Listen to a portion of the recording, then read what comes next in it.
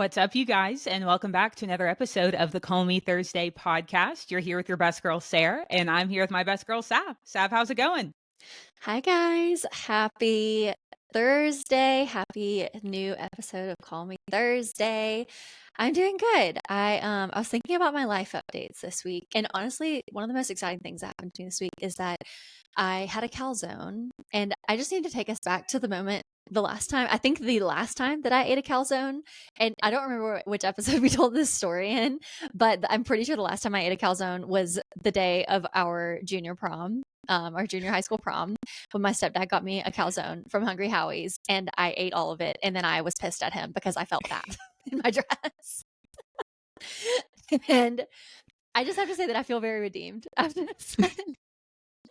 Because this calzone, I am a little bit bloaty, but I'm okay with it. I'm okay with it, and I'm a little bit more secure in my body than I was when I was 16. So, Good. but yeah, so eating calzones over here. I also have we had our first big like snowstorm of the season in Colorado today, or not today, this week. So it started snowing Wednesday and essentially didn't stop until like really late on Friday night. So it's been snowmageddon over here. But the good thing about living in a state like Colorado, though, is that people like know how to handle the roads. So we weren't necessarily like trapped at home. Like the roads were taken care of. We were still able to go hang out downtown with some friends on Saturday. But it was still like nice and cozy. We put our Christmas tree up last weekend, I think. And so we got like Christmas snowy vibes for a couple of days, which was really nice. But I'm also realizing how much more difficult having a very active toddler is going to be in the cold season, because holy cow, he is extremely active, literally running laps around our house screaming when he gets hyper. And I can't take him outside because it's snowing. He doesn't like the cold. So pros and cons to the snow. It's pretty, but not very kind to the active toddler mom life. But yeah. Gosh, so what do you guys even do? Like, I know that you had a whole like solo episode about how do you keep your toddler entertained, but so much of that was just like you guys were outside. So Literally. what I are you know. I'm doing having. during the day? I should do another solo episode on here's what we do with our toddler when it's cold outside, because we flipped the entire deck of cards. Well, he's really into cars right now. So we have Christian has, I'm not kidding you, probably 2,000 little Hot Wheels cars that he had as a kid. And his dad, every time his parents come and take a trip, his dad brings like gallon Ziplocs of these Hot Wheels cars. And so we have this giant Tupperware thing of Hot Wheels cars, and Calvin's obsessed with them. And he just like pulls them out and he's like, ka. And Katie McKenzie, if you're listening to this, you know that word becomes mind numbing after you hear it so many times. Because yeah, hearing he sounds like he's from Boston. He's like, ka? It's a ka. So we play with cars and we read a lot of books. And I'm not gonna lie, we turned on Miss Rachel a couple of times this week because I was like, listen, dude, I don't know what else to do with you. I don't know. And he resorted at one point this weekend to running down our hallway into our bedroom, spinning in circles, falling down, and then getting up and doing laps and doing that. And that was, yeah, that's what we do. And it's just like, all right, whatever. I mean, It's whatever. Yeah. I've tried to do like the letting him help me bake and cook and stuff, but he's just not to the age where he understands not to like just throw the flour on the floor or put the raw flour in his mouth and things like that aren't safe for babies. And so we're not quite there yet, but we have tried. So yeah. gosh, that sounds like a lot of activity. That sounds It's a like a lot of lot of chaos. energy. It is. It's honestly hilarious though. Like when he gets in his little zoomy mode. And oh, this is funny. Okay, this is actually what has been really fun. We've been putting all of the big couch cushions on the floor after dinner, and he just like falls on his like face plants on the pillows and off the couch, and then gets up and does it like 25 times before he goes to sleep. It is just I just have the most boy that's ever been born. It's hilarious. Sick. Like face planting off the couch. It's like, I don't like, especially like we're obviously grown women, but we're still women. And like, Well, I and you think at come from a no point family in of my life, girls. right. At no point in my life have I ever thought, yeah, that sounds like fun. Just Literally. jumping off the couch. I don't even think like when I was like at that age where maybe some kids are doing that.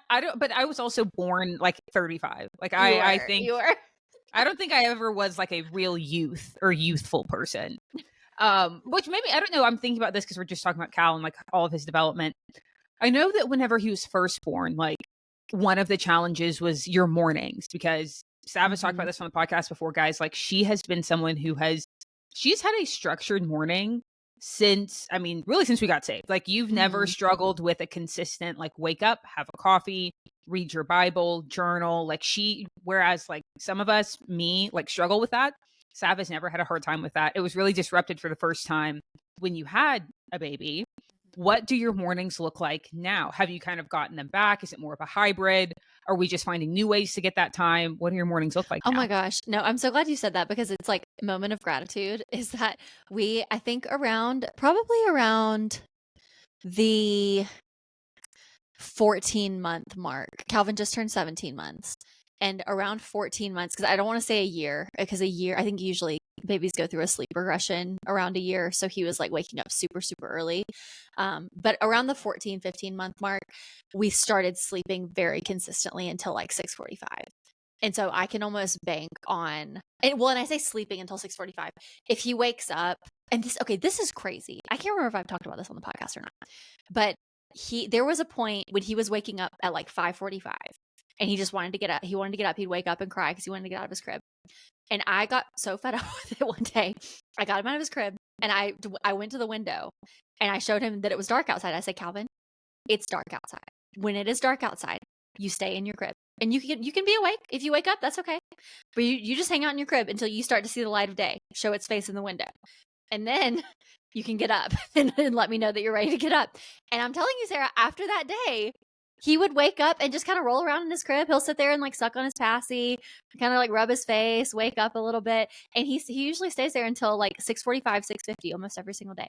So to answer your question, I get up usually around 6, maybe a few minutes before 6 every day. And I have my mornings back a little bit, have a little bit of a quiet time. And I legit was like thanking God this week that I was like, Lord, there was a day when I thought we'd never have this time back together. I really thought that this season of my life was just long gone, and I'd meet you up when Calvin went to college, and then we'd have quiet time together in the mornings again. But no, we're kind of back on a consistent schedule. And other than like teething, which we've kind of been dealing with a little bit this week, he's sleeping almost till 7 every day. So, wow, thank you, God, you're so faithful. No, and I know that was a really big deal, guys. Like it might not sound like a big deal to a lot of people, but like had to go from I mean years and years and years very consistent schedule, especially in the mornings. Like I feel like the rest of your day you could deal with because you had the mornings. Yeah. But when the mornings got disrupted, I know that was really hard. So I'm glad that it's gotten better. Yeah, totally. And I don't know if everybody is like this, but I just have a hard time waking up. And I tried to do this for a little while and just like accept that this was just going to be my new normal. But when I like wake up with Calvin, especially if he wakes up grumpy, which I would say is like 50% of the time, I like my nervous system, when I wake up to screaming, fussing baby, I'm like, I cannot. Like, I have got to get my emotions in check before I see your face, little child. So it's just like legitimately not a healthy reality for me to live in. So yeah, thank God the mornings are back. The morning routine is back. So thanks for asking. Yeah, no, that's good. I'm really glad to hear that. I really don't I've never really been great at the morning routine. And like you see, I think I don't know if people cared about your morning routine until it was something that you could like put on the internet. Legit, but you see people's morning routines and I'm like, but I've said this about myself for a while. I'm probably the most inconsistent person who like demands consistency from everybody else, which is crazy. But I will, and Sav and I are both like toxic like this. We'll say that we have this new routine and we've been doing it for 3 days. Yeah. And so Sav, though, she's different in that her mornings legit have been a real routine. Like that's not just like her in a fake routine. That's actually was like tested and proven throughout several years. Me, like I start and stop a new morning routine all the time. So I never like declare this is my routine. Maybe I have a few times and I shouldn't have because it was probably just true for that week and then there's something new. Yeah. So no, I'm glad that like that has stabilized for you? No, and like That's big. honestly, I feel like I used to feel prideful about the morning routine thing, but now it's almost, in my opinion, it's kind of a sign of weakness. Like I legitimately can't go about my day in a proper way if I don't take time and like, Savannah, please get yourself together for the day. And because I used to get so frustrated with Christian because I'm like, why are you not getting up an hour before to read your Bible and pray? What are you doing? And now I'm like, okay, maybe Savannah, not everybody needs to take an hour in the morning to process through every emotion that they have before they can start the day. And maybe that's not a sign of immaturity on their part. So It is yeah, it's true. Everyone is just very different. Others Everyone are is very more different. flexible than you, and that's all right. Everyone is very different. I am definitely a like eyes open, and I'm relatively consistent on open my eyes. I read the verse of the day, and just try to like actually really read it and not just get the check mark on my streak on the Bible app. I try to actually like read it and think about it for a little bit.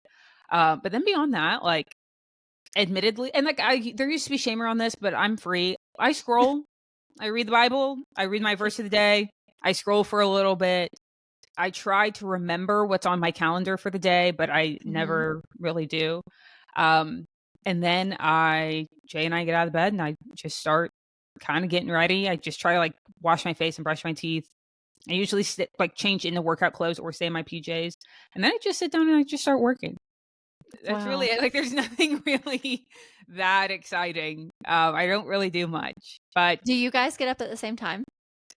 Yes, and I love it because living on Eastern time but working in Central time is such a hack because I'm starting work an hour earlier than everyone else. So I have every day I have like a dedicated like hour of grind time where I'm just like, because most of my job is meetings and like in-person things, but I do have a decent share of like computer work that I do need to like focus and do. So I have a guaranteed hour of that uninterrupted every morning if I don't let myself get caught in the email vortex. And then I can spend that hour doing emails. It hits 8 o'clock. Everyone's just getting, most days I like work on emails for an hour as Jay's getting out the door, or like work on something for an hour. And then when everyone else is really just getting into the office at 8, I go and work out. And then I come home. And then by that point, everyone's like gotten settled at their desk. They're starting to ping me things. They're starting to send me stuff. But I've already done all like my real, like kind of computery work that I'm going to do for the day. And then I don't really like stop for lunch. So I just like kind of work through lunch, I guess. But then I'll take a walk at some point during the day. So it's been like a really good system to finish at 5. And then my office really like does wind down around 4. Like there's only been a couple of days where I've like had to work until like 6 or 6:30 my time, which is 5 or 5:30, where my job is. But for the most part, like me closing it down at 5 and it being 4 where my office is really doesn't matter.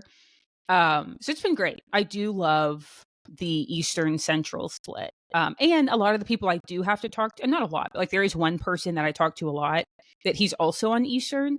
So anything I have to do with him, we're able to get out of the way in like the 7 a.m. hour because we're both up working on the same schedule. So that's been nice. I've had to do that a lot this past week. So it's been a huge pro. Like getting up with Jay is good. Having the schedule split I've had is good. I will say, like, the first week of working from home, I really, especially the more we've had to get settled, like unpacking things. Okay, we're keeping this, we're donating that, clearing out boxes. Like that has been like easier. I've been super grateful to be able to do that. But now we're really at a point now where like we're just hanging stuff up on the walls. Like that's really the last thing we have to do to get settled. It's like, and I tried to describe this to Jay the other day. It's like, picture like 3 work blocks. Like, let's say you work, you're really dialed in from like 8 to 10:30. And I'm just making this up. Like if you're really dialed in from like 8 to 10:30, 12 to 2:30, and 3 to 4:30 or something like you have 3 chunks like if you're in the office, you're working for like 3 chunks, but then there's these gaps in your day that you're just chatting in somebody's, like me and the payroll gal, we're like this. I talk to her all the time. Me and the finance guy, we talk a lot. just my other team members, like the people who work on my team that are in the office, my boss, I'm talking to him in the office. So it's like, when you're in the office, you have blocks of time that you are in front of your computer working or in meetings, but then you have all this like filler time that you're not really aware of, but it's just all this filler time that like you're getting a snack, you're getting a coffee, you're in somebody's office, you're chit-chatting. Oh, it's so-and-so's birthday. We're all going out for lunch and we're going to be gone for 2 hours or whatever. Like, there's all this filler time. Yeah, And like so nobody's now, actually 8 hours a day getting working. stuff done. Let's be real. There's all this filler time, which I love the filler time. I go to the office for the filler time, guys. Like I am an office girl. I've always said I'm one of like 4 millennials who loves the office. Well, now that like a couple of weeks of marriage have gone by and we're unpacked for the most part, like I'm realizing, I'm realizing that the filler time is still there in my 8-hour workday. And I think that this is now I'm understanding what all the work from home people are saying, and that like you don't work less when you're working from home. You just realize that like in those filler gaps, those filler gaps still exist. So it's like the same, let's say of my 3 blocks that I was talking about, and I like demoed this for Jonathan like on the coffee table the other day, like the 3 blocks I'm talking about. He's like, like I'm still working the same amount of hours. I'm still working those same 3 blocks, but I now have all this filler time. And I get now the work from home people are like, we don't work any less than we would in the office. But now the filler time, instead of being in so-and-so's office and talking, which I actually do think there's value in, you're able to do your laundry. You're able to meal prep. You're able to take care of your home. You're able to take care of your dog, like whatever it is. Like you're able to do more things for yourself and around the house. Right. Now, in my opinion, it still does not take away the value from, I actually, as someone who works from home, I'm extremely grateful. Like, thank you, Jesus. I am able to keep my job and work from home. But I actually, like, if I was the CEO of some big company, I would tell everyone to go back, like, to return to the office too, which is such a hot take as a millennial. Because I know pretty much all the CEOs who are implementing these like return to office policies are like being satanized, being literally crapped on. Yeah. But I would probably do it too, because I do think you get such great results when people are in the room together. But I love it, but I'm realizing like I want/need something to fill my filler gaps, because like, what am I going to do? Just like scroll on TikTok or watch TV? Like, because my work still takes the same amount of time that it took in the office, which is just not 8 hours. And I think we can all agree, no one's sitting in front of a computer for 8 hours. I was going to payroll Donna's office and hanging out and having 2-hour lunches. But now that I'm not doing that anymore, like, what do I do with my filler time? Does that make sense? That's so true. And I honestly, Sarah, I hope that this just set somebody free who works from home, because I wish we would have had this conversation when I was still working and I was working from home, because I carried so much mental guilt for the time that I would spend during the workday doing anything other than working. Because I was like, oh my gosh, like I'm taking advantage of my work from home, like opportunity, and like I'm doing stuff that I shouldn't be doing and blah, blah. But it's like all these people who are in the office every day, they are not like, I've watched how much you all chit chat. I have watched how much you all are like, I've got to get back to work, you know? So like, I wish we would have had this conversation like a year ago, because I would have really freed myself from the guilt. Yeah. And I honestly, after this past week, I was kind of starting to feel some of the guilt, because I was like, oh gosh, like, I mean, before, like the first couple weeks, I didn't feel guilty at all, because I'm like, this is pure necessity. Like my home is full of cardboard boxes and got to be sorted. Yeah. Like we've got to, but now this week I'm like, oh, like I really don't have anything I have to do, you know, in the middle of the day. But it was actually so cool, because my boss called me Friday afternoon. It was like the last call I had of the day, Friday afternoon. And we were just talking. And the last month, he's asked me every time we've been on the phone, or pretty much every time we've been on the phone, like, how's working from home going? Because he knows that the last job I had, like, I quit that job because I did not like working from home. And that's what brought me to my current job. So he knows that. And granted, I quit, like, working from home in 2020 is very different than working from home in 2024. Totally. We all realize that. But so that it makes sense. He's checking in on me a lot, which I appreciate. And Friday when he checked in, I was like, oh, it's good. Like, it's fine. Like, I might try to do like a co-working space or something. I don't really know yet, but it's fine. It's good. And he was like, hey, I'm not saying that you feel this way, but I just remember that when we were working from home in 2020, like I felt so much guilt because I wasn't sitting in front of the computer every single minute of every single day. And like I felt so guilty and bad. And he's like, I'm not saying that you're having any of those thoughts, but if you are, don't have them. He's like, do not have those thoughts. You are doing amazing work and you're getting results. And I think that's the thing I love about my company is like, we don't reward people for working hard, which is like, I do think there's some like entitlement out there that's like, oh, well, if you work really hard, you should get more money. Or if you work really hard, you should get a raise. And it's like, no, because there are people you can work really hard and not produce a result. Like, I could work really hard at being a Grammy nominated singer, but just because I work hard does not mean I will ever produce a song that anyone would ever listen to ever because it sounds like a spoon in the garbage disposal, so hard work is actually not the thing that's rewarded. Results are rewarded. And his whole point was just like, don't feel guilty because I don't know if you're having those thoughts, but don't have those thoughts because at the end of the day, like you're still producing results and like you're like working hard at the right thing. You're working hard at the right thing at the right time. And he's like, however you do that, I want you to do that, but just don't for 2 seconds feel any sort of guilt about working remotely and not being in front of the computer all the time. And I was like, wow, thank you for saying that. And I was like, and I know that, if it was the other way around, you would tell me too. And he was like, absolutely. You know that I would. I was like, but I will tell you this and I can say it with confidence. He will never have the conversation with me that I'm not producing results because I'm working remotely. Like that will just never happen. Like the person that I am, there's just no universe in which that conversation would ever exist. But I just appreciated him setting me free from the guilt because it was even like a week, maybe 2 weeks ago, we were having a conversation about remote work and whatever and da da da. And we hang up. He calls me back 2 seconds later. He's like, but I wasn't talking about you, right? He's like, I'm not talking about you. He's like, you're great. You keep doing what you're doing. I was just talking about this other thing, just in theory. I'm not talking about you. And I was like, I didn't even think you were, but thank you for putting the idea in my head and then taking it out. But thank you.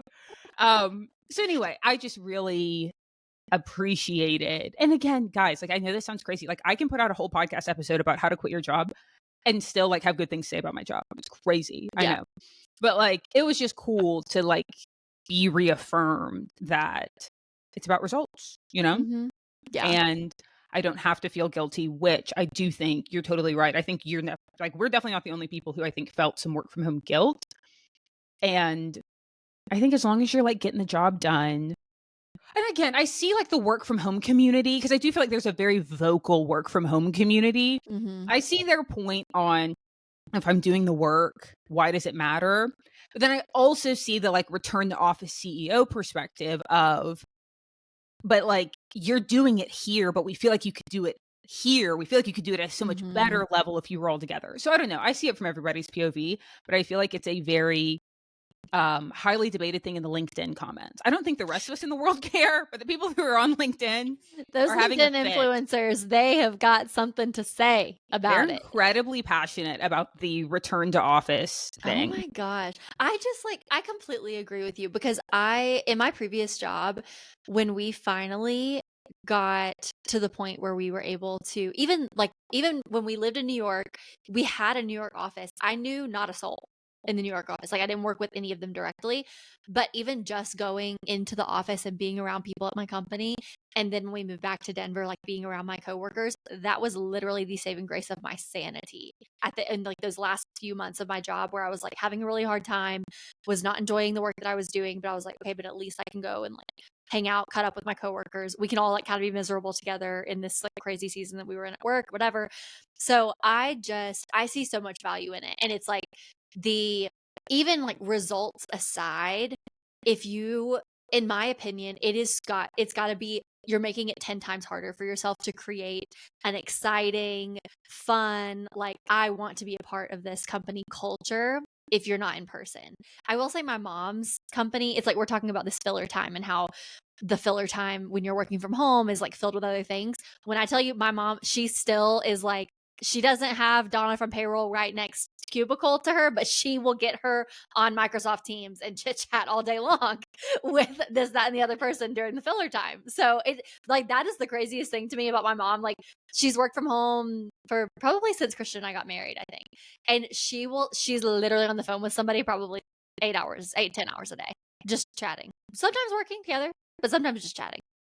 Which Just I talking. love. And like, I've got to figure out a way to get that back, because I was telling my boss, I was like, I realized how much, like, you can't force the conversations that you have in someone's office next door or someone's cubicle next door. You know, like I can't, like the people that I used to just like interrupt their work and just chat with them.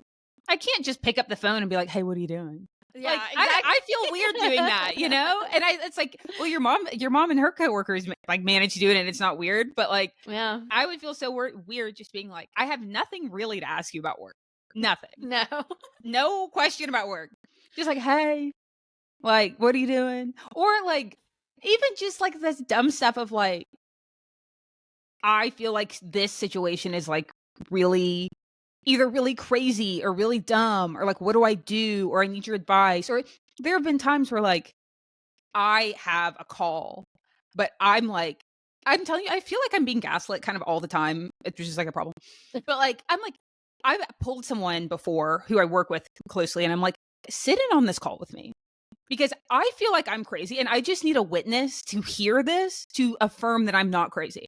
Yeah. And like, you can't really do that. Like, just pull someone into your office and just be like, don't say anything, just listen.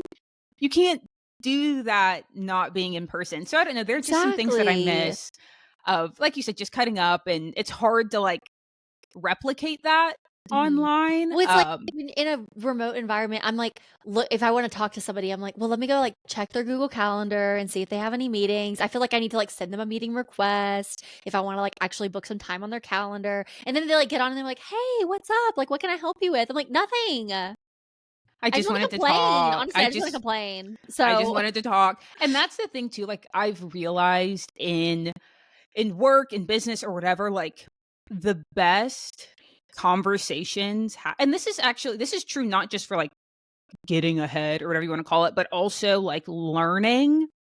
The real meeting happens after the calendarized meeting ends. And this is like the real tea is spilled not when everyone's on the call, but when everyone hangs up the call and the people who are left in the room, that's when the real stuff that's when you really chop it up. You know? Everybody starts looking at each other like, did you just hear that? Did you see that? Like, or like the conversation, it just continues even after the call's hung up. So like just at this specific company that I've been at, where I've grown so much professionally and learned so much about just business and all these things, it's like, it's always been after the call's hung up. It's always been after the calendar invite's over.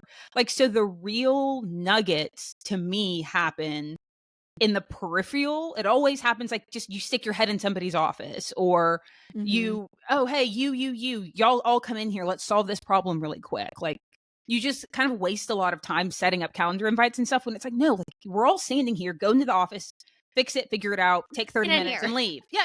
And that used to happen all the time. Like, you get in here right now. Let's solve this in 15 minutes versus, well, let me find time on your calendar and let me calendarize it and all this. We'll meet on Friday. Yeah. Right. Exactly. And it's like, you just waste so much time. And so I don't know. I'm beyond grateful. I really, really am. I just am kind of itching to find something to fill my filler time. Because I'm bored, you know? Yeah. And so that's what I'm wondering, like, if you work from home, anybody that's out there. I mean, I feel like with Christian, obviously easy, you know, you have a child, he has a child and a wife at home, you know, like, listen, the filler time is filled. The way that he gets no downtime. He's like, anytime he's like, yeah, I have like some training time today, but I already finished all my training stuff. So like, I'm just chilling. I'm like, oh, perfect. I'm gonna go work out. You can watch Calvin for an hour. Cool. So you have no downtime. He has no filler time. His filler time's been filled. But like, if you work from home and you're either by yourself, or if you have a spouse maybe that's with you, but like they're working the whole time, because that's the other thing. My spouse has worked from home with me twice, and both times he's legitimately working all day. Oh my God, of course. But that's because like when he's in the office, he doesn't he doesn't have chit chat time. He doesn't have filler time at the office. So he doesn't do filler time at home. Like, Yeah. it's the same experience for him.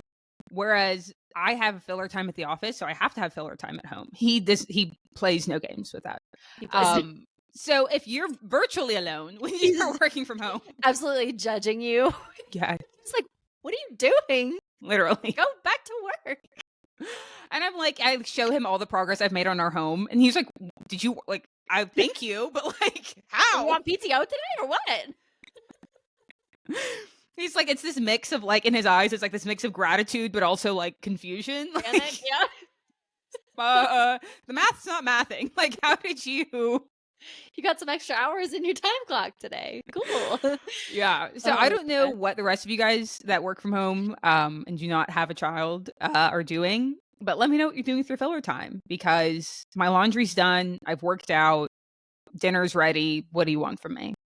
What do you want from me? Like, what else am I supposed to do? Oh, that's so real. Well, speaking of boredom, this is an absolutely moronic question to ask after this past week, but what content have you been consuming? I actually am totally shifting my content consumption, because like we texted about this a little bit after the election, and you're like, how, you know, blah, blah, results last night, how you feel? And I'm like, in the nicest way possible, I don't care. Like, I don't like, I'm over it. And like, this is, I know that there are just some sides of the internet who will just absolutely hate me for saying this, but like, I'm really just in it for the fun. I'm really just in it as long as the coverage is lasting. And then like, because like my heart and soul are not in it. Like, because that's not where literally my hope is not there. If your hope was parked there, you're in it. You're either like high on your horse right now, or you're deep in the depths right now. And I get it. You guys are all in but like, if your hope and your livelihood and your heart were not parked there, it is very easy to just switch topics. I'm like, oh, cool. That was fun. Like, we were really upset. Like, it kind of like a trend. I mean, it was like, we were really into it, but now I don't really care. Like, I'm over it. Yeah, it's like how you always talk about like election week, election day is like your Super Bowl. And it's like with the Super Bowl, you watch it, you feed on the energy, and then the next day, we're not really NFL fans, so it's like, okay, I'm done. Like, just another day. Exactly. Yeah. And like, and so I think that that's probably just the difference in like, and I do think and hope, like our pastor talked about this today at church, like if you're way too high or if you're way too low after the results, like both are problematic. Like both are really problematic. If you're too excited or you're too depressed, like that's super problematic. So I actually think, not to pat myself on the back, I'm super healthy and that I'm like, okay, like I'm moving on, like I'm over it. So I've now completely shifted to, I feel like I scrolled TikTok this week. I kid you not, more than I've scrolled in my entire life. Like, I think the hours I spent this week are greater than the hours I have spent from 2020 to today. Like, it's been absurd. So I've been scrolling a lot of TikTok because I'm trying to shift my algorithm everywhere. Because I told you guys, I am sick and tired of getting all of these wellness talk and wellness reels where the before and after and the before is me. Like, I'm sick of it. I've just decided to take my destiny into my own hands and fix my own algorithm. Okay, I'm so glad that we're talking about like content consumption, trying to fix our algorithms, all of that, because I have a whole thing to go on to too. But keep going. No, so it's just now, and granted, it's gotten into some other weird places. Like, I've gotten now into this, like, you know, you can be a millionaire off Pinterest and you can sell. This is what's been getting me. The girlies have, and I've gone down this rabbit hole because I'm like, you guys have to make it make sense. They're like, you can sell digital products like ebooks or whatever. You can sell things that aren't yours, but they're like MMR or PLR or whatever. And like, you have the rights to resell someone else's work and not give them any money. And I'm like, this is a scam. You guys are scam artists. Like, telling me that I can take someone else's work and sell it and not give them anything is a scam. And you guys are liars. And so is my algorithm any better? Not really, but I'm also not being fat shamed. So I do feel like in that way it's better, but like, not really.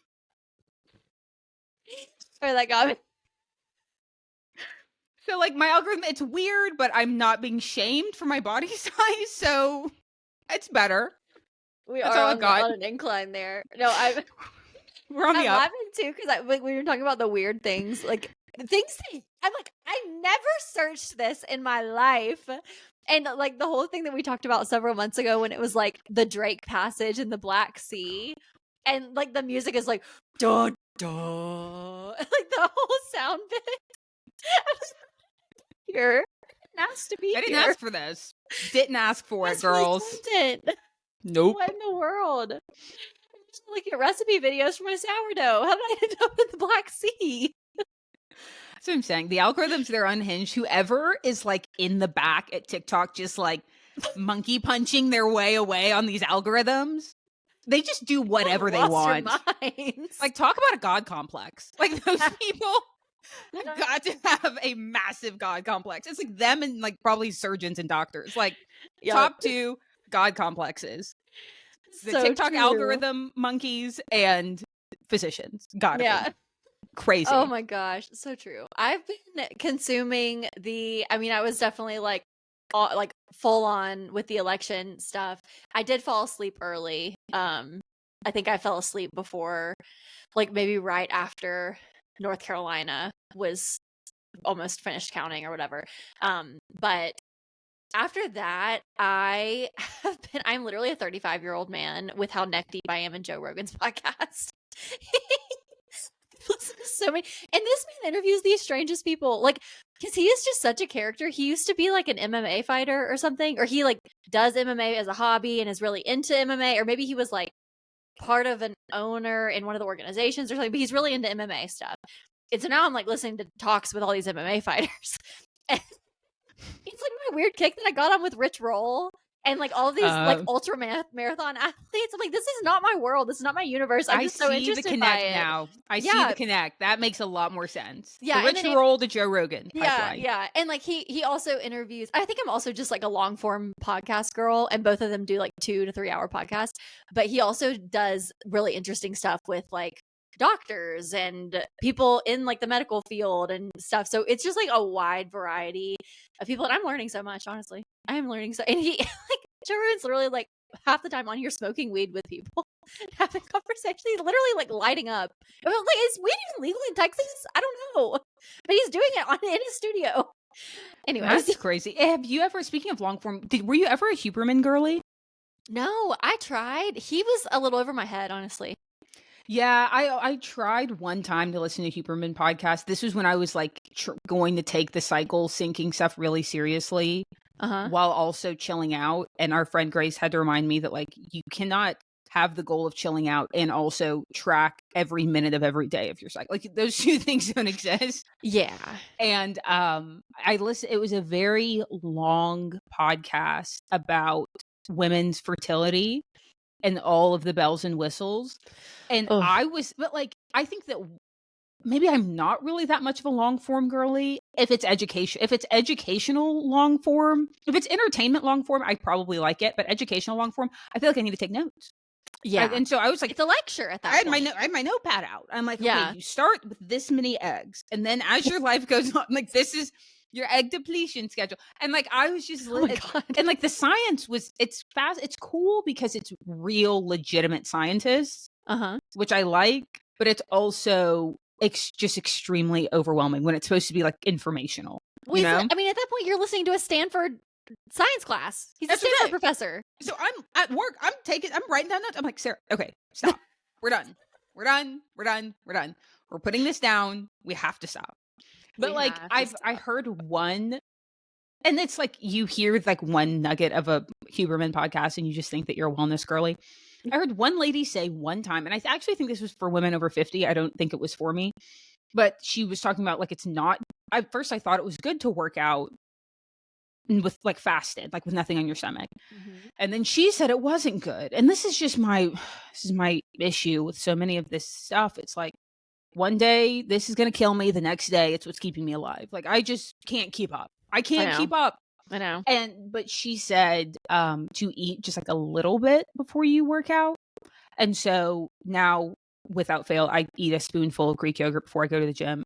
I have no idea why. It's just the one thing I remember from listening to 20 minutes. And I'm like, maybe I'm I'm well. Maybe this is holding me back. I have no idea. But it's just, of the 15 minutes I listened to, that was the one thing that stood out. And I don't even think it was for me. I think it was for women in menopause. So I have no idea. Oh my, it's so crazy. Yeah, Huberman uses terms that are, and he's a fast talker too. And so I always had a hard time keeping up with him. And maybe it was just the episodes that I listened to, that he got really scientific and like terminology heavy, but I was like, I just can't, I don't know what you're saying, dude. I'm sorry. Can't keep up. I just don't think that I'm also never going to be a cold plunge girl. I don't think that's ever going to be for me. I took like lukewarm showers for a couple of months, which is essentially a cold plunge for me. We've talked about this. Like if I'm not boiling, it's not hot enough.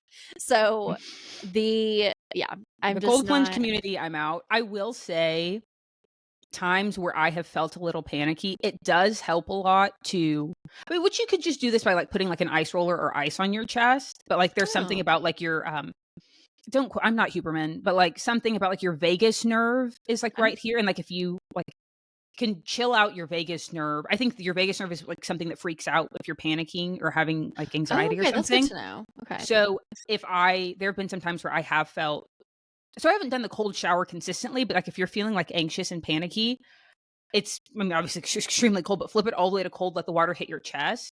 And that has like calmed me down before.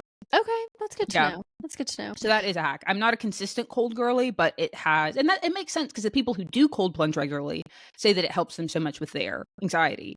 Okay. But I think it's the same if you just let some cold water hit your chest. Well, you know what? Don't count me out forever, guys. Who knows? I could change. People change all the time. Yeah, but I've also heard too, like, and this is where it's like, guys, I can't keep up the competing health podcast. I can't do it because I've also heard that women, especially who are like at childbearing age and who want to bear children, that the cold is bad for your womb. Like you're supposed to be keeping the womb warm. We can't win. Okay, you're supposed to keep your womb warm, but you also aren't supposed to get in the hot tub because you're going to bake your baby. And so warm, but not too warm. Exactly. You're supposed to keep so like saunas and soups, or I've heard are good, but cold plunge, it's bad. And so what do you got? It's like, we were hot on this for a while. Like, don't drink the lemon water without the straw because it will mess up your teeth. But don't use the straw or else it's going to give you wrinkles. Literally, we cannot win. We can't win. They won't let us win. They don't. It's so exhausting. So just do whatever you want.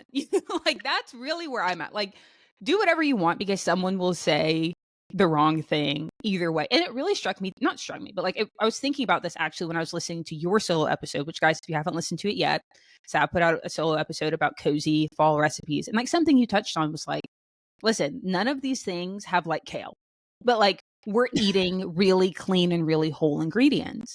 Yeah. And it just made me think like there are some people who I was this person for a long time. And like in the last year, I've gotten out of it. But like probably 2021-ish is when I saw, actually it was fall of 2021 where I saw a nutritionist, which she's not really a nutritionist, come to find out, but whatever. She's a health person. Okay. And like that's when, so fall of 2021 is when I learned about protein. And like I feel like everyone's obsessed with eating a lot of protein, like protein, fiber, fat, starch. That's really kind of how I construct my meals, and it really has changed my life. Like I follow that general framework. But from fall of 2021 until like last year, I was eating a lot of protein bars and a lot of protein powder. Which like, so you're getting your protein intake, but you have all of these ingredients that you can't pronounce. And I was like so bloated. Oh my gosh. I was eating like 2 protein bars a day and like having a protein smoothie. And so it's like, you're so bloated because you have all these like ingredients and things that you can't really pronounce, but you're getting your protein. And then in the last year, I just decided like, I'm going to shift more toward like getting my protein from like real sources, but also still prioritizing fruits and vegetables. And I've felt better than I have felt in a really long time. And so listening to your episode, it just made me think there are probably a lot of people out there who are like eating quote unquote healthy, but you're eating like, like the 100-calorie pack Lorna Doones that we talk about all the time, or Savannah is scarred by the 100-calorie pack Lorna Doones. I can't believe I just said that. I have just triggered my best friend. Please forgive me. Like the powders and the bars and like you're eating all this stuff that's like health marketed to you as healthy, but it's probably still messing up your tummy. Whereas like you guys, you said like you're not eating like traditionally like healthy, but you're eating really basic ingredients and you feel better. And it's like, I wonder like how mind twisting that is for a lot of people. Yeah, totally. Yeah, I would definitely encourage you guys to go listen to the episode because it's like it's simple. I'm just kind of breaking down some really basic, like cozy, delicious, really simple meals that we make on the reg this time of year. And yeah, it's like you're saying, it's like, I mean, yeah, there's some vegetables in it lightly, but like it's a lot of milk, and, like cheese and butter, and it's great. Um, and like I truly feel like I'm in some of the best shape of my life. So I'm just staying active and eating stuff like that. So whatever. But I think okay, talking about this whole like content cleanse thing goes along with this too. It so much of it really is just going with what, and I don't want this to sound like just like follow your heart-ish, because we also believe like there's a like an actual right and wrong in life, and like the Bible is truth, but also like just doing what feels good for your body and what feels good for like the direction of your life. In terms of like when I have been thinking about this content stuff, and I've been trying to construct some sort of content cleanse of my own, because I've realized how much I've been influenced probably in the past like year or two, really, of watching other people online that my algorithm's gotten caught up in, that's showing me like, without using these direct words, like how to live my life. And a lot of that has kind of catered towards like the trad wife movement and the homesteading and like all the other white girls that are making sourdough, whatever. And so, and like buying goats, and like, and I'm never buying goats. Let me make that clear. But like, that whole thing where it's like, I'm going to pop out a bunch of babies, I'm going to live on a farm, and I'm going to make my own bread, and I'm going to squeeze my own milk out of my own cow and all that stuff. And I'm like, I think I got really caught in the lifestyle of other people that I legitimately started to kind of lose myself and like what I actually love about my own life, what I actually want for my own life and for my family. And like I've learned so much from all of that. And I do learn so much from other people on social media who are like teaching me how to make sourdough and like about different ingredients that are in our food that gives me a tummy ache and stuff like that. But I think I have such a tendency, and maybe it's like I have a lot of Enneagram 3 in me, which comes with a lot of chameleon tendencies, and like the people you're around, the people you're looking at kind of like taking on their qualities. And it has driven me absolutely nuts. And I feel like I'm just now starting to recognize it. And so I started this conversation a few episodes ago when I was talking about the These Are the Days podcast with Audrey and Jeremy Roloff. And I love that podcast and I love following them. But guys, they just had their fourth child. They bought a farm in Oregon, and they are going to like have all these animals, and they have tractors, and like she makes multiple loaves of sourdough a day. And like they're so cute, but I'm like, I'm never going to be you, because I don't want to be you. Like I don't want to live on a farm in Oregon. I want to live close to a city. And so if not in a city. And like that's, and like I even the whole like how many kids, think about how many children we want to have.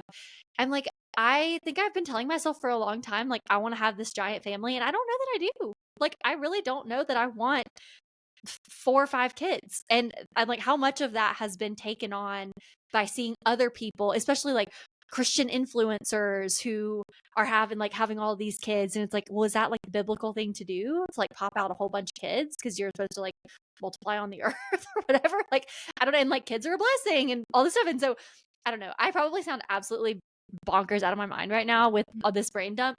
But I say all that to say, I feel like the Holy Spirit genuinely has given me this new check engine light in my brain when I see something on social media that my brain starts to go towards, oh, maybe I should live like that. I'm like, literally scroll, like go past it. And a lot of it has to do with parenting, like anything that has to do with like, here's why I would never sleep train my children.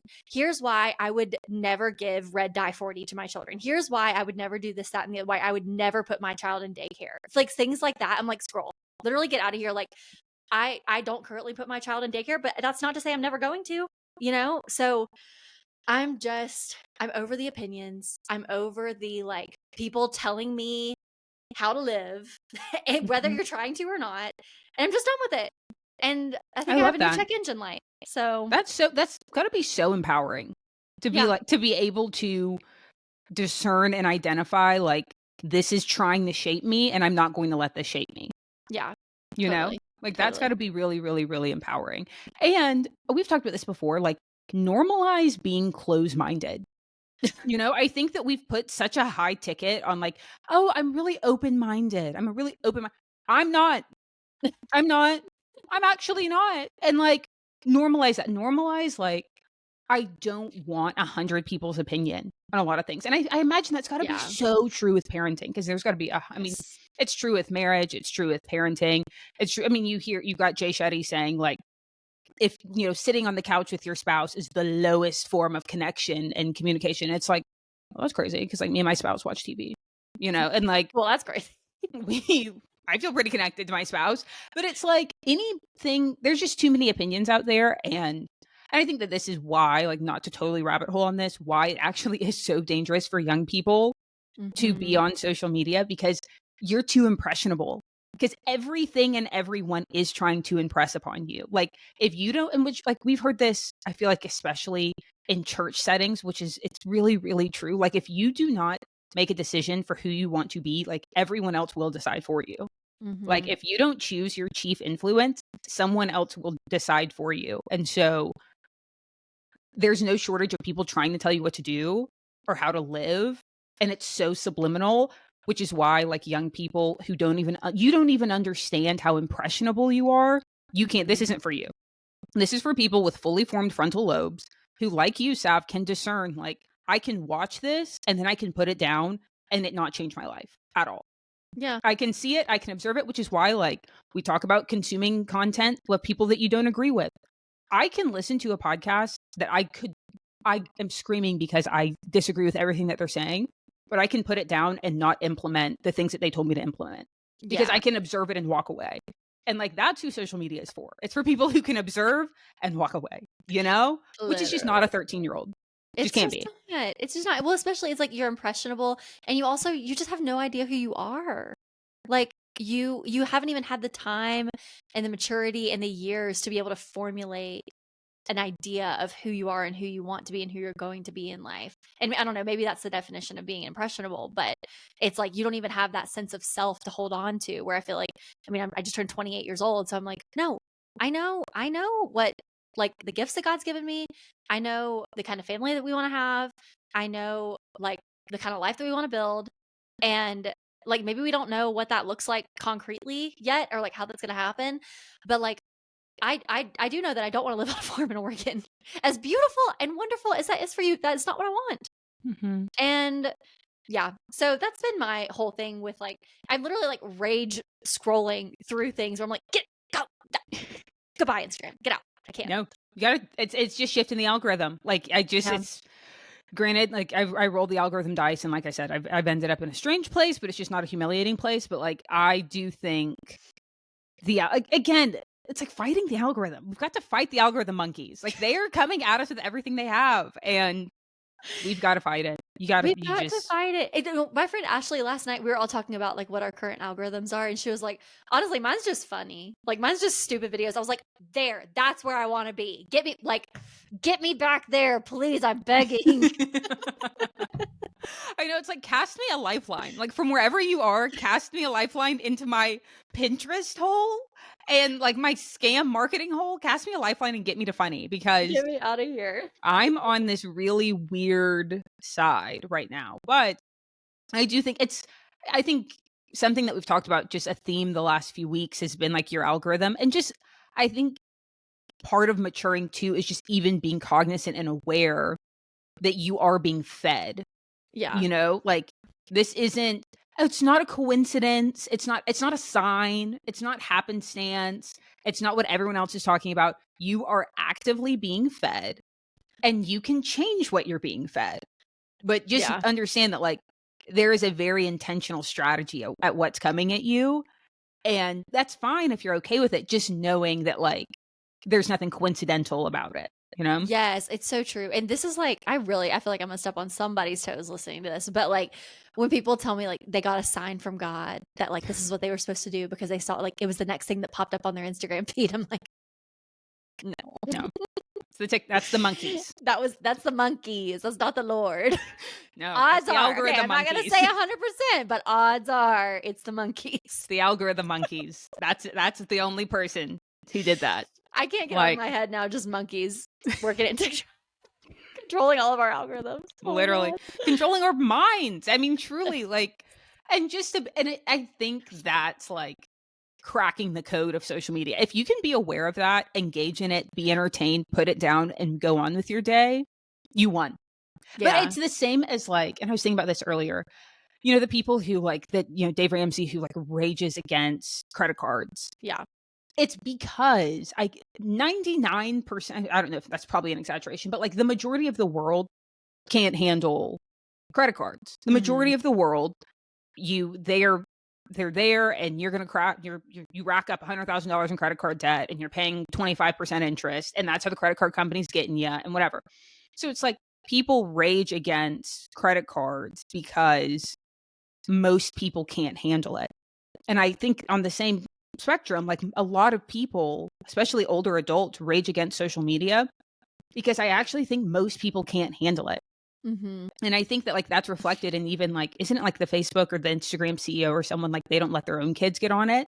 Yeah, like Mark Zuckerberg. I don't think he lets his own kids. He doesn't let his own kids get on it. So like most people can't look at it, put it down, and like still have like self-assurance and self-confidence that's not affected by this fake Sims world. But like that, and I also think too, and this was something that did strike me about the election that I think was really healthy perspective, is like most of America is not chronically online. And I think we've kind of talked about this before, but like most of America is not like being fed by an algorithm. Like most people are middle class, working, not chronically online people. So like having the perspective that what I see in this little phone is not representative of most of America, nor is it representative of the rest of the world. This is actually like, my little tiny slice of the algorithm represents like 4 people in the grand scheme of life. Yeah. Like it's just because it's so interesting because like you think about how like during the campaign, like so many celebrities and things like that, like they came out in support of the left, and we talked a lot about that, but like it didn't really matter. It didn't move the needle. And it just is such a reminder that like most of America, it's not Hollywood, it's not Instagram, it's not Facebook, it's not TikTok, it's not Snapchat. Most of it is just really real people who go to work and they come home and they probably sit on their couch and crack open a beer and are chilling. Literally in like middle of nowhere, Indiana. In the middle of nowhere, South Dakota. Like, that is where middle America is really where most people live. And they don't have a podcast. They might not even listen to podcasts. They are like, they're just not consumed by an algorithm or consumed by Hollywood or what famous people have to say. Like, it's just so crazy to me. Like the world that so much of us, like we live and die by, most people don't live in that same world, you know? Totally. And that just gives good perspective. Yeah. And like you talk about this all the time that like, just because people who are the loudest are not always the majority. It's just because you're the loudest that doesn't mean that you're the majority. You're just more outspoken. Right. I mean, celebrities just have more of a platform. Right. So like just because somebody has like, 400,000 followers, like how many people are in America? I'm Googling this right now. I think it was like 150 million, 130 million, something like that. 300 as of 2023, 334.9 million. So rounded up 335 million people in America. That person with 400,000 followers, that is not representative of most of the world. It's not representative of most of America. No, and it's like if you're looking at like an election and you're looking at a county getting counted, it's like there's a difference of 400,000 people. You're like, "Ooh, it's tight." Like, that's close. Yeah. That's less than 500,000. Yes. And like, that's why it matters, is because there are 335 million of us in this country. So it's like, even someone who has 1 million followers, guys, think about it. Like we see someone with 1 million followers and are like, whoa. 335 million. There's 335 5 times that just in the in United this States. country. Just in the United States. And like, we're so small. We're so compared small to the rest of the world. So like your fraction of the internet does not represent the real world. Yeah. You know? And that's just be reminded. Just it's just so small. You think it's a big deal. Not that big of a deal. I don't know. I actually didn't know either. 335 million. Russia, 143.8. Mexico, 128 million people. Wow. That's crazy. So like we're actually like a lot bigger. That is crazy. There was a time when I remember hearing that it was like 150 million. There's no way that it was when we were alive. Like there's no way it's like multiplied that much. And this is just me Googling. This is off census.gov. 75. This is also surprising too. 75% of America is white alone. 13% is Black or African American alone. 1.3% is American Indian or Alaskan Native alone, and Asian alone is 6.4%. So really, like America is 3/4 exclusively white, 2 white parents. That's crazy. That is crazy. And I mean, living in Denver, that's not as hard to believe, but like living in Birmingham, I would have been like, huh? Yeah, most of America, 3/4 of America is 2 white parents. Isn't that crazy? Wow, that is crazy. I wouldn't have guessed that. I wouldn't have guessed that either. And 13%, geez, like that seems so small for Black folks. That does seem small. What about Hispanic? Let me see. On census.gov. Quick facts. Let's see. Hispanic or Latino, 19.5%. So there are more Hispanic folks than there are Black folks. That's not as surprising. Oh, wait. So yeah, white alone percent is 75.3. We'll link this in the bio, everyone. We'll link this in the show notes. But then white alone, not Hispanic or Latino, is 58.4%. So I guess you can be white and Hispanic. Yeah. And that's the difference there. But yeah, so 60% are white and not Hispanic or Latino, but then like 20% are Hispanic or Latino. Interesting. That is actually, I'm actually going to text you the link. This is actually so interesting. This is good data. Like households with a computer, households with internet. Okay, 94% of households do have a computer and 88% of households do have the internet. That's good. That's good data, guys. This is actually but it is just very informative that like your favorite influencer's following as much as, hey, I love our favorite influencer. Love her. Yeah. But like, it's just not the rest of America. Which is good perspective. It is. Anyway, so enough of that. Enough of taking you guys to census.gov. We can land the plane. No, it's good. It's good. Well, yeah, let's land the plane. It's fun, refreshing, and light after this crazy week. I know. Well, Sarah, what are you excited about? I'm looking at the calendar right now. I'm excited for like hopefully a little bit more of a normal week. Last week got really busy, and so just like my regular workouts and things like that. And I just felt like off in my regular schedule. But this week, I'm excited that it's kind of a nothing week. No election prep, nothing really crazy going on at work, knock on wood. So yeah, I'm excited for just kind of a normal week. What about you? What are you excited about? I'm excited about this Thursday, when I guess the day that this comes out. I'm having a little like girls baking night at a girlfriend's house, and I haven't had a girls' night with some gal pals in quite some time, so I'm very excited for that. I feel like it's gonna be really refreshing and just fun to catch up with some of my girlfriends here. So, oh my gosh, I'm so happy. That's gonna be I'm great. just fully in the holiday spirit, guys. I'm full on. I'm already ready. Let it be December. Great. Well, this was fun. Thanks for listening to another episode of the Call Me Thursday podcast, guys. Be sure to like and subscribe on YouTube and follow us on your podcast app so you never miss an episode. And follow us on Instagram at Call Me Thursday Podcast. We've got lots of fun content coming out throughout the week over there. And be sure to leave us a 5-star review and let us know why you're loving the pod. So, Sarah, I will call you Thursday. Sounds like a plan, sister. I'll call you Thursday. Okay, All right. bye. Bye.